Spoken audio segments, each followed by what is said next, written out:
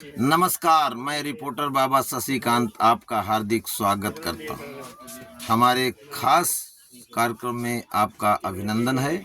हमारे साथ में काशी निवासी महाराज जी, जो कि देहरादून से हरिद्वार से चढ़े ना स्वामी जी, हरिद्वार से लिंक एक्सप्रेस में चढ़े, जो कि प्रयागराज जा रहे हैं। आइए स्वामी जी से श्रवण करते हैं इनके उद्गार प्रयाग के विषय।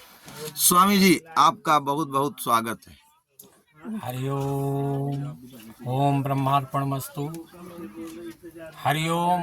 पत्रकार जी, जैसा कि आपने पूछा प्रयाग कुंभ के बारे में, तो ये जगत विदित है कि प्रयाग महाकुंभ हर 12 वर्षों के बाद लगता है। जो हर 12 वर्षों के बाद लगता है उसे कुंभ कहते हैं। और यह कुंभ बहुत ही स्पेशल हो जाता है क्योंकि यह योग 144 वर्ष के बाद आया है, इसलिए सही मायनों में महाकुंभ यही है। इसकी प्रतिष्ठा इतनी दूर दूर तक, इतनी ख्यात इसकी फैली हुई है कि सारे विश्व के लोग आज प्रयागराज में आकर के संगम में डुबकी लगाना चाहते हैं।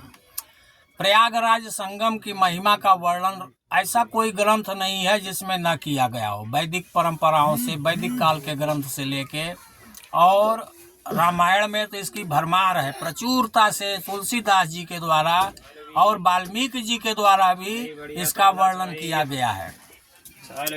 इसकी एक कथा भी आती है कि श्री रामचंद्र जी भी जब वनवास को जा रहे थे तो वहाँ पे भरद्वाज जी के आश्रम में रुके थे और सीता जी ने बाद में गंगा जी को प्रणाम करके अक्षयवट की परिक्रमा करके उसके बाद वन को प्रस्थान किया था।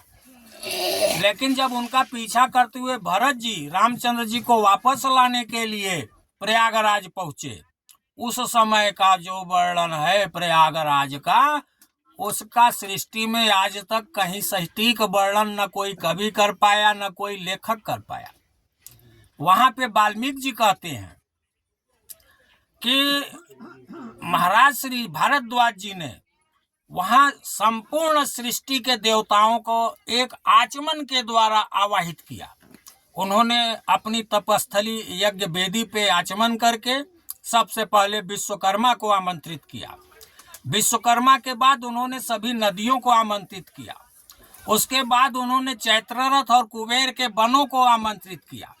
और कुल मिलाकर के वहाँ जो स्वर्ग के जितने सुख थे, जितनी अप्सराएं थी, केवल स्वर्ग की नहीं, कुबेर की, गंधर्वों की, उन सभी को वहाँ आमंत्रित किया।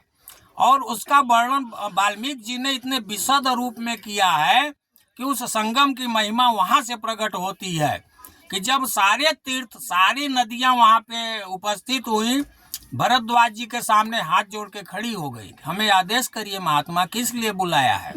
उन्होंने कहा कि हे नदियों, हे गंधर्वों, हे देवताओं और हे विश्वकर्मा, भरत जी अपने रूठे हुए भाई को मनाने जा रहे हैं और ये क्लांत हैं, श्रमिक हैं, थके हुए हैं और दुखी तो हैं ही। अतः आज इनकी ऐसी सेवा करो कि इनको इस प्रयाग कुंभ में कोई तकलीफ न होने पाए। इस त्रिवेणी पर इनको किसी भी प्रकार की तकलीफ मैं नहीं देखना चाहता। सभी देवताओं ने हाथ जोड़ करके कहा तथास्तु, ऐसा ही होगा महाराज जी। और चंद क्षणों के अंदर विश्वकर्मा जी ने अद्भुत भवन भरत जी के विश्राम करने के लिए बना दिए और वहाँ अद्भुत गंधर्व आके अद्भुत संगीत वाद्य करने लगे। भरत जी को अद्भुत सिंहासन पे बैठाया गया और अप्सराएं नृत्य करने लगी।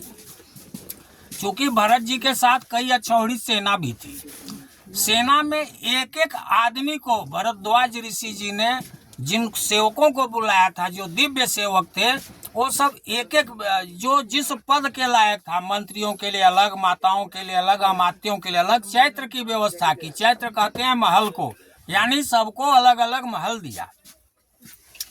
उसके बाद भोजन, ऐसा खटरस भोजन होता है, ऐसा कोई है नहीं जो उसमें वैरायटी न रही हो। खटरस भोजन में भोज्य, चुष्य, लेह, इस तरह के पदार्थ जितने होते हैं वो सारे भरत जी और उनकी सेना के बीच में लोगों ने देखा कि वहाँ देवताओं ने इन चीज़ों को प्रस्तुत किया है। अद्भुत संगम का दृश्य था वह। उसके अलावा नदियाँ खीर और शरबत परोसने लगी। वो नदियाँ ठीक खीर और शरबत लेके आई। जहाँ कीचड़ होता है वहाँ खीर हो गया था। उसके अलावा उनके कुछ सैनिक ऐसे भी थे जो मांसाहारी भी थे। कुछ नदियाँ स्वयं मध्य स्वरूप बन गई। वहाँ मोर और हिरन इत्यादि के जो मांसाहारी सैनिक थे उनको वह भी भरद्वाज मुनि के तप से प्राप्त हुआ। और इस प्रकार वह सुखद रात भरद्वाज जी के आश्रम में भरत जी ने बिताई। इस महिमा का वर्णन वाल्मीकि रामायण के अलावा और कहीं नहीं मिलता है। तो वाल्मीकि जी के द्वारा प्रस्तुत जो संगम का महत्व है, जो त्रिवेणी का महत्व है, वो हम उस आदिकाल की परंपरा से आज तक निभाते आ रहे हैं। और वही संगम में वही सारे तीर्थ, वही सारे देवता फिर से आमंत्रित होते हैं और हर 12 साल में इकट्ठा होते हैं और सभी जन सामान्य लोग जाके उसमें डुबकी लगाते हैं। और जो पुण्य महाराज भरद्वाज जी के द्वारा महाराजा भरत को प्राप्त हुआ, वही पुण्य की आकांक्षा लेके हम सब लोग भी प्रयाग जाते हैं और इसलिए जा रहे हैं। हरि ओम तत्सत। ओम श्री ब्रह्मार्पणमस्तु।